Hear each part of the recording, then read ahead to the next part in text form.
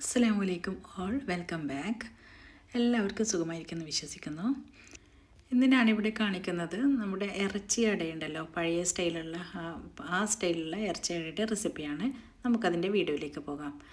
ഞാനിവിടെ ആദ്യം 2 കപ്പ് മൈദ എടുത്തിട്ടുണ്ട്. അതിലേക്ക് ആവശ്യത്തിന് ഉപ്പും 1 ടേബിൾ സ്പൂൺ ഗീയും ചേർത്തിട്ടുണ്ട്. ഇനി ഇത് കുറച്ച് വെള്ളം ചേർത്തിട്ട് നമ്മൾ പുട്ടിൻ്റെ കുഴക്കുന്ന പോലെ പാകത്തിൽ കുറച്ചായിട്ട് ഇതുപോലെ ഒന്ന് മിക്സ് ചെയ്തെടുക്കണം.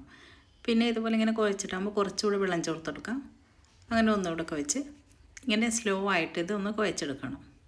മൊത്തത്തിൽ ആദ്യം തന്നെ വെള്ളം ഒഴിച്ച് അമർത്തി അങ്ങ് കുഴച്ച് വെക്കരുത്. ഇതുപോലെ കുറച്ചായിട്ട് മിക്സ് ചെയ്തെടുക്കാൻ വേണ്ടി. എന്നിട്ട് ഇത് നല്ല ടൈറ്റുള്ള മാവായിട്ട് നമുക്കിത് കൗണ്ടർ ടോപ്പിലിട്ടിട്ട് നല്ല ഇതുപോലെ ടൈറ്റുള്ള മാവായിട്ട് കുഴച്ചെടുത്ത് മാറ്റി വെക്കണം. ഇതിൻ്റെ മുകളിൽ നമുക്ക് ഇതുപോലെ ഒരു തുണിയിട്ട് അടച്ചു വെക്കാം. ഇനി നമുക്ക് ഇതിൻ്റെ മസാല റെഡിയാക്കാം. അതിനായിട്ട് ഞാനിവിടെ ബീഫ് ഉപ്പും മുളകും ഇട്ട് വേവിച്ചെടുത്തതാണിത്. ഇതിന് നമുക്ക് ഗ്രൈൻഡറിലൊന്ന് ഇതുപോലെ പൊടിച്ചെടുക്കണം. ഞാനിപ്പോൾ ഗ്രൈൻഡറിൽ പൊടിച്ചെടുത്ത് കൊണ്ടുവന്നിട്ടുണ്ട്. ഇതിന് മാറ്റി വെക്കാം. നമുക്ക് ഇനി വേണ്ടത് ഇതിൻ്റെ ബാക്കിയുള്ള മസാലയ്ക്ക് വേണ്ട ഉള്ളി. ഞാനിവിടെ 4 സവാള എടുത്തിട്ട് ഇതുപോലെ നേരിയതായിട്ട് അരിഞ്ഞെടുത്തിട്ടുണ്ട്. ഇത് പിന്നെ എരിവിനനുസരിച്ച് നിങ്ങൾക്ക് പച്ചമുളക് ചേർക്കാം. നമുക്ക് കുറച്ച് എരിവ് വേണ്ടതുകൊണ്ടാണ് ഇത്ര പച്ചമുളക് എടുത്തത്. പച്ചമുളക്, ഇഞ്ചിയും വെളുത്തുള്ളിയും ഇതൊന്ന് നല്ലൊരു പേസ്റ്റാക്കിയിട്ട് അരച്ചെടുക്കണം. ഇനി ഒരു പാത്രം അടുപ്പിൽ വെച്ച് എണ്ണ ഒഴിച്ച് ചൂടാക്കാം. എണ്ണ ഒഴിച്ചപ്പോൾ തന്നെ അതിൻ്റെ കൂടെ തന്നെ കുറച്ച് ഗീയും കൂടി ചേർത്ത് കൊടുക്കാം. ഇനി ഇതിലേക്ക് ഉള്ളി ചേർത്ത് നന്നായിട്ട് ഉപ്പും ചേർത്തൊന്ന് വഴറ്റിയെടുക്കണം. ഉള്ളി ഇങ്ങനെ നന്നായി വഴന്ന് വരുന്ന സമയത്ത് നമുക്കിതിലേക്ക് ഒരു 1 ടീസ്പൂൺ മഞ്ഞൾപ്പൊടി ചേർത്ത് വീണ്ടും ഇളക്കി അടച്ച് വെച്ചൊന്ന് ഇത് നന്നായി വഴറ്റിയെടുക്കാം. പിന്നെ ഇതിലേക്ക് തന്നെ ഇനി ബാക്കി നമ്മൾ അരച്ച പച്ചമസാല ഉണ്ടല്ലോ, അതും ചേർത്ത് ഒന്ന് ഇതിൻ്റെ പച്ച ചുവ പോകുന്നത് വരെ അടച്ച് വെച്ച് ലോ ഫ്ലെയിമിലൊന്ന് വഴറ്റിയെടുക്കണം. ഇനി ഇതിലേക്ക് നമ്മൾ പൊടിച്ച് വെച്ച ഇറച്ചി ഉണ്ടല്ലോ, അതൊന്ന് ചേർത്ത് കൊടുക്കാം. ഇനി ഈ ബീഫും കൂടെ ചേർത്ത് നന്നായിട്ട് ഇളക്കി യോജിപ്പിക്കണം.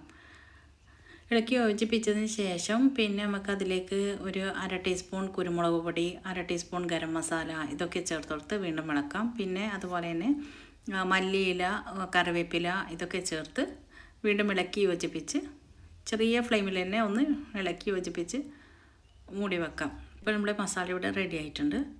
ഇനി നേരത്തെ നമ്മൾ കുഴച്ച് വെച്ച ആ മാവുണ്ടല്ലോ, അതിന് നമുക്ക് പരത്തി ഇത് അടയുടെ ഷേപ്പാക്കി എടുക്കണം.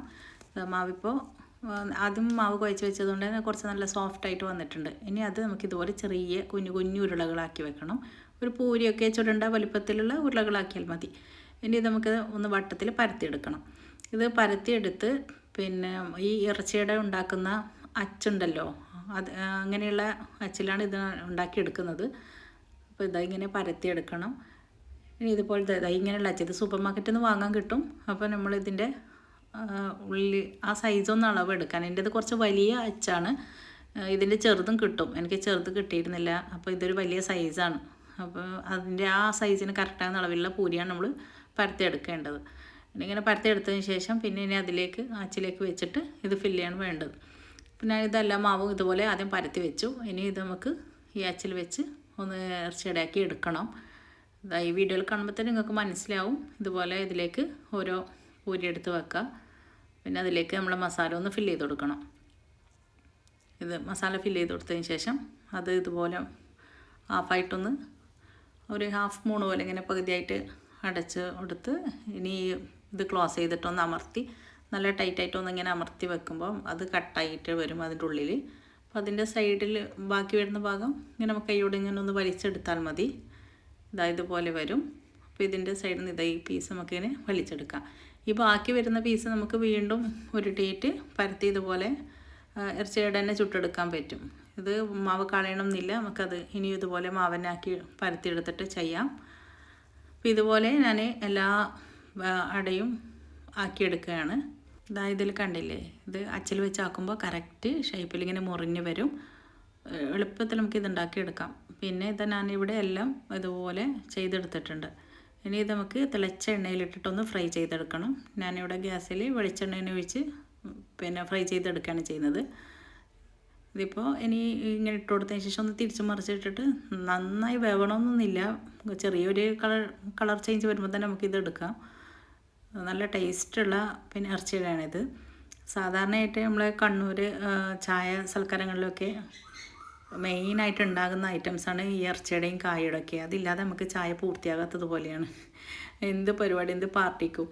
അപ്പോൾ എത്ര മോഡേൺ കടികൾ വന്നു കഴിഞ്ഞ് കഴിഞ്ഞാലും ഇപ്പോൾ ന്യൂജൻ ഇഷ്ടം പോലെ ഒരുപാട് വെറൈറ്റീസ് കടികളുണ്ട്. എന്നാലും നമുക്ക് ഈ പഴയ നമ്മുടെ ട്രഡീഷണൽ സ്നാക്സ് തന്നെയാണ് ഈ കായ്, അട, ഉന്നക്കായില്ലേ, അതും ഈ ഇറച്ചിയുടെ ഒക്കെ. അപ്പോൾ ഇതില്ലാതെ നമുക്ക് ഒരു പരിപാടിയും പൂർത്തിയാകില്ല, ഒരു പാർട്ടിയും പൂർത്തിയാകാത്തത് പോലെയാണ്. എന്തായാലും ഇവരെ വേണം. എത്ര ന്യൂജൻ കടികൾ വന്നു കഴിഞ്ഞ് കഴിഞ്ഞാൽ ഇതിൻ്റെ ടേസ്റ്റും ഇതൊക്കെ ഒന്ന് വേറെ തന്നെയാണ്. ഇത് നല്ല സ്പൈസി ആയിട്ടുള്ള ഇറച്ചിയുടെ നല്ല ടേസ്റ്റ് ആയിരുന്നു ഇത് കഴിക്കാൻ. അപ്പോൾ നിങ്ങൾ എന്തായാലും തീർച്ചയായും ഇത് ഉണ്ടാക്കി നോക്കി ഇതിൻ്റെ ഫീഡ്ബാക്ക് അറിയിക്കാം. പിന്നെ നിങ്ങൾ എൻ്റെ വീഡിയോ സബ്സ്ക്രൈബ് ചെയ്ത് ആദ്യമാണ് ഈ വീഡിയോ കാണുന്നതെങ്കിൽ പ്ലീസ് ഒന്ന് സബ്സ്ക്രൈബ് ചെയ്യുക, ഷെയർ ചെയ്യുക. പിന്നെ പുതിയ വീഡിയോയുമായിട്ട് വീണ്ടും വരാം ഇൻഷാ അല്ലാഹ്. അസ്സലാമു അലൈക്കും.